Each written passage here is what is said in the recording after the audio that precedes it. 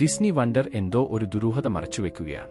2011-ൽ Disney വണ്ടറിൽ ജോലി ചെയ്തുകൊണ്ടിരുന്ന 24 വയസ്സുള്ള റെബേക്ക കോറിയം പെട്ടെന്ന് അപ്രത്യക്ഷയായി. കാണാതായ സമയത്ത് ലോസ് ഏഞ്ചൽസിൽ നിന്ന് മെക്സിക്കോയിലെ പ്യൂർട്ടോ വല്ലാർട്ടയിലേക്ക് പോകുന്ന ഡിസ്നി വണ്ടർ എന്ന ക്രൂയിസ് കപ്പലിൽ റെബേക്ക കോറിയം ഒരു യുവജന പ്രവർത്തകയായി ജോലി ചെയ്യുകയായിരുന്നു.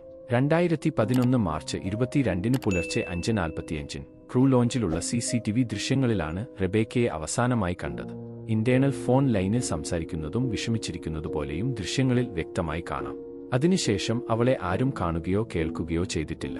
ഒരു ശക്തമായ തിരമാല അവളെ കടലിൽ തള്ളിയിരിക്കാമെന്ന് ഡിസ്നി അവകാശപ്പെട്ടു. പക്ഷേ അവരുടെ അവകാശവാദം ദൃഢമാക്കാൻ മതിയായ തെളിവുകൾ ഉണ്ടായിരുന്നില്ല. കൂടുതൽ അന്വേഷണത്തിൽ ഹാജരാക്കിയ CCTV ദൃശ്യങ്ങൾ ക്രോപ്പ് ചെയ്തതാണെന്നും ഡിസ്നി റെബേക്കയുടേതാണെന്ന് അവകാശപ്പെട്ട സ്ലിപ്പറുകൾ യഥാർത്ഥത്തിൽ മറ്റൊരു ക്രൂ അംഗത്തിന്റേതാണെന്നും കണ്ടെത്തി. ഡിസ്നി അന്വേഷണത്തിൽ അവതരിപ്പിച്ച എല്ലാ തെളിവുകളും കാരണം അവൾ ലൈംഗികമായി ആക്രമിക്കപ്പെടുകയും കൊലചെയ്യപ്പെടുകയും ചെയ്തിരിക്കാമെന്ന് അഭ്യൂഹങ്ങൾ പരന്നു.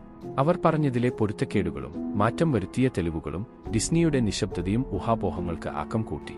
എങ്കിൽ